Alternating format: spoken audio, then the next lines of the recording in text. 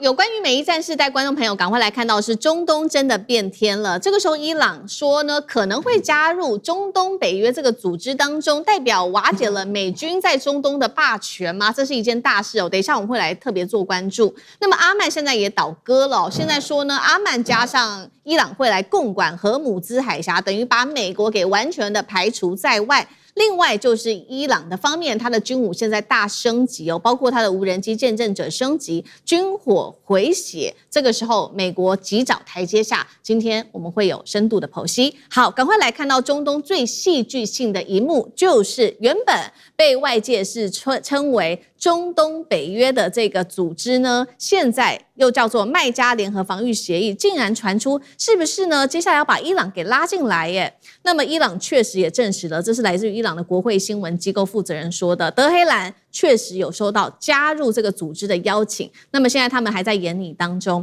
要知道，如果真的加入的話，代表整個中東地區的安全版圖是會重新洗牌的。尤其我們還記得嗎？在這個月的8月7號的時候，當時這3個國家才簽了麥加聯合防禦的協議，包括了沙烏地阿拉伯、土耳其跟巴基斯坦。這個概念是說，類似北約的第5條防禦條約，任何一個國家只要被攻擊，視同3國都會遭受攻擊。當時大家在解讀這個條約的時候，認為說是不是呢有一點點要制衡伊朗的意思？但是現在呢，最尷尬的是，好像也把這個伊朗給納入在中東北約當中，是不是反而把箭指向了美國跟以色列的這個味道呢？過去10年也代表說，美國跟以色列，甚至是美國在中東地區建立的美軍的保護網，已經深受非常嚴重的打擊了。那麼最有意思的是，沙烏地跟伊朗的部分呢，在2023年當時不是恢復外交嗎？當時促成的是中國大陸在這邊一手促成的。現在呢，有了這個中東北約的概念的時候，大家也在看說，代表說北京在中東的影響力已經越來越大了，也代表美國的勢力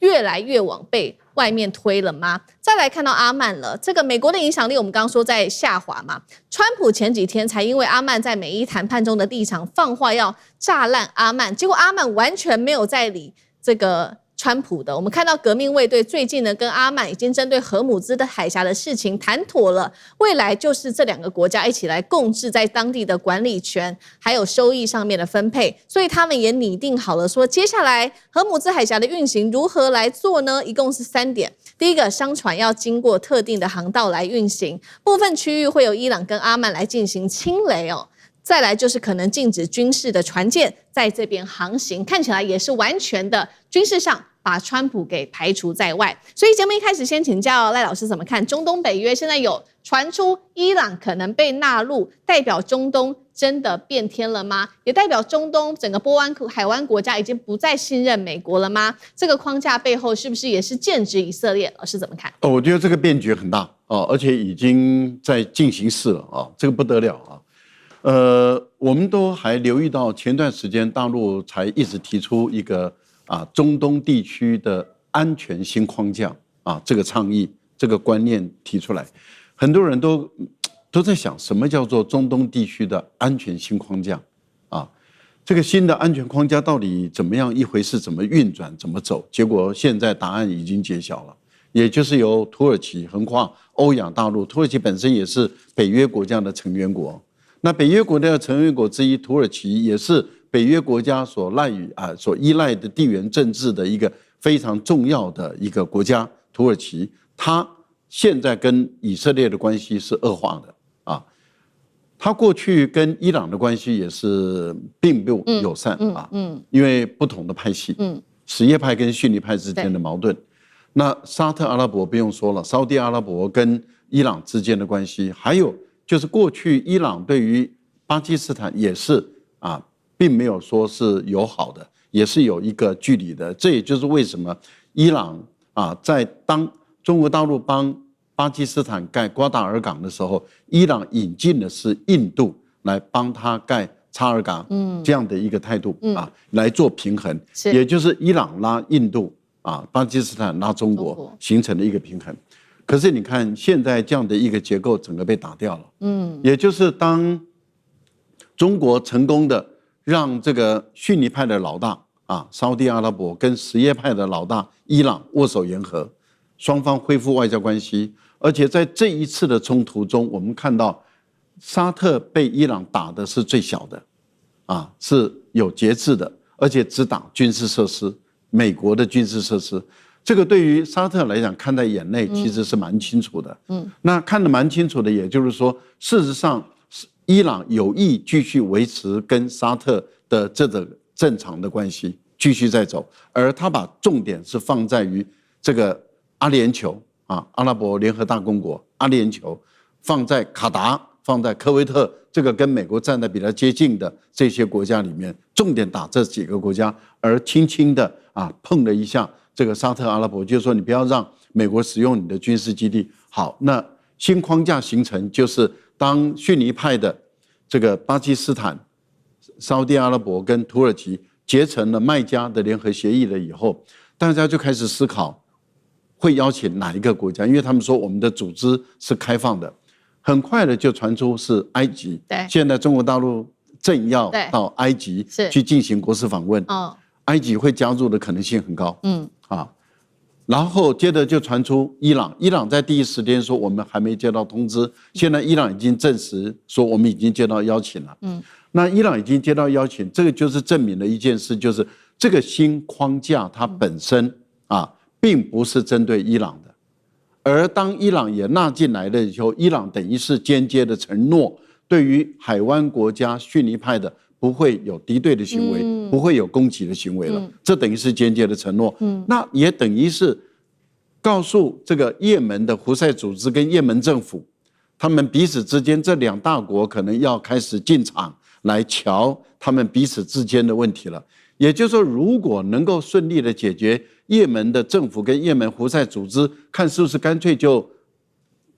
分裂了，或者是各自成立彼此之間的地盤，或者是他們彼此之間不再打，因為這也要解決沙特阿拉伯跟這個也門胡塞組織之間的矛盾嘛。前段時間還在開火，那是不是也要解決這個問題？要解決。還有可能會牽動的是什麼呢？印度跟這個巴基斯坦之間的問題了，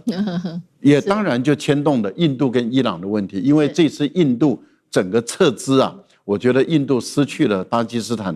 伊朗對他的信任，然後我個人認為未來也或許中國大陸進入伊朗，幫他把這個港口建立起來，跟瓜達爾港連成一片進入中國的喀什，這個可能性已經存在了，整個局勢在轉變。那當然，當埃及在進來的時候，中國大陸在中東地區的影響力，那麼或許中國大陸就有籌碼來去勸以色列，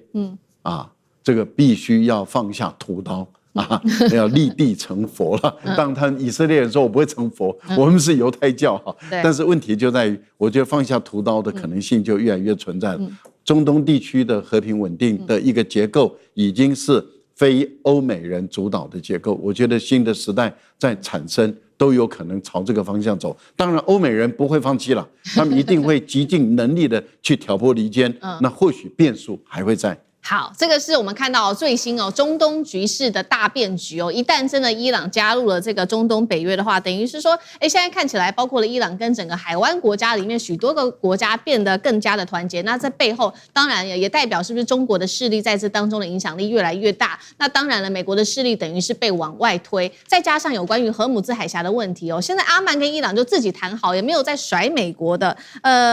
可不可以說美國的中東盟友現在一個一個在倒戈？楊老師又怎麼看？我覺得整個麥加協議現在是3個國家：土耳其、沙特阿拉伯跟巴基斯坦。但也有3個國家已經表達要加入，埃及、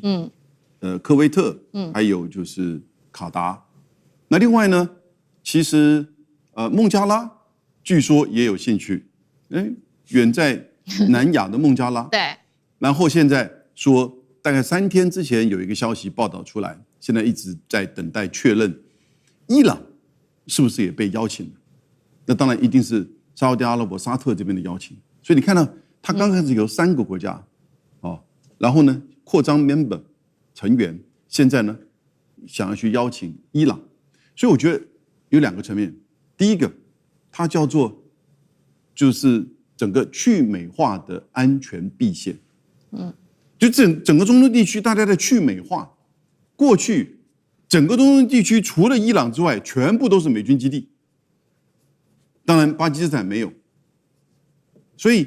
美軍基地在這一次的戰爭當中，其實第一個美國輸了2次，第二個所有的美軍基地大概都被打了幾遍，所以美國根本已經回不來他的基地重建，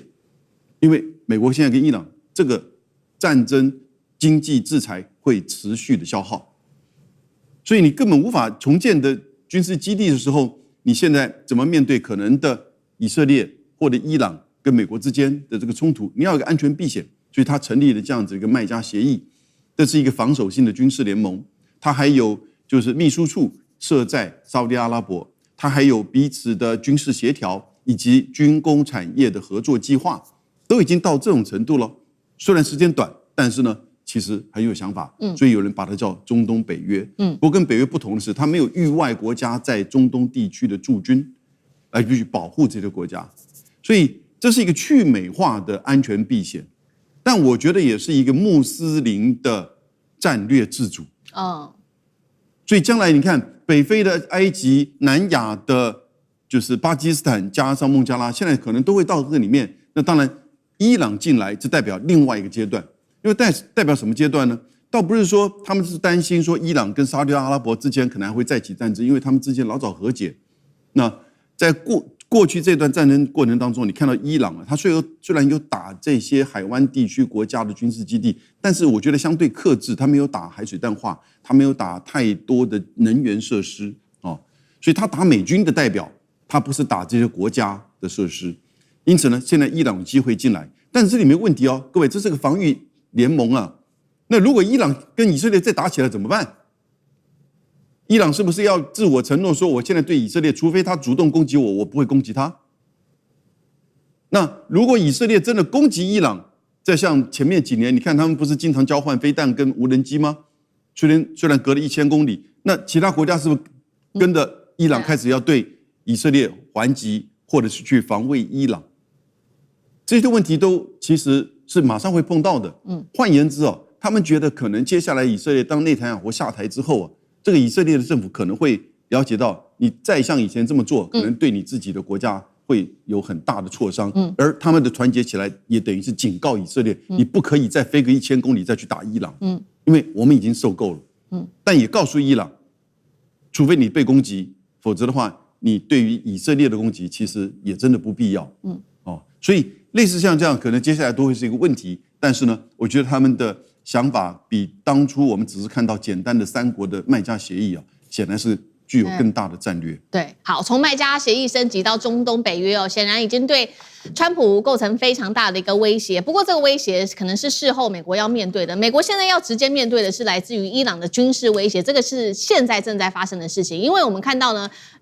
美國跟伊朗之間現在暫時的停戰，但是呢，伊朗已經快速的恢復它的軍事能力了，而且它的受損的這些武器系統很多呢都已經重建的差不多了，一部分是歸功於來自於伊朗的國防工業，另外一部分現在說是海外取得的這一些很重要的一些零件啊、升級等等。來自於《華爾街日報》的最新報道說，很多的無人機伊朗都是使用中國大陸的零組件，包括了引擎、伺服器馬達，還有呢這個陀螺儀跟這個電子元件，讓伊朗的廉價武器變得越來越強，也就是讓伊朗今天能夠跟美國打這一場不對稱的作戰，也就是我們看到伊朗它的無人機一台可能只要價2萬美元左右，但是美軍的攔截彈現在是要上百萬美元的。那美軍現在也因為呢在中東這邊用了非常多的這個軍事的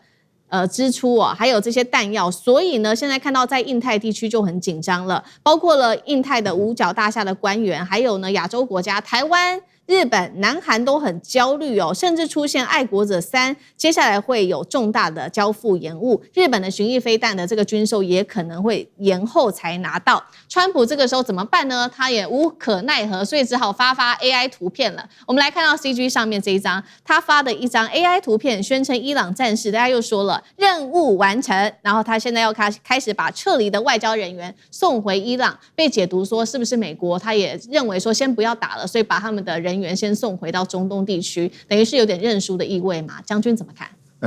試問一下，川普跟這個伊朗這場戰爭，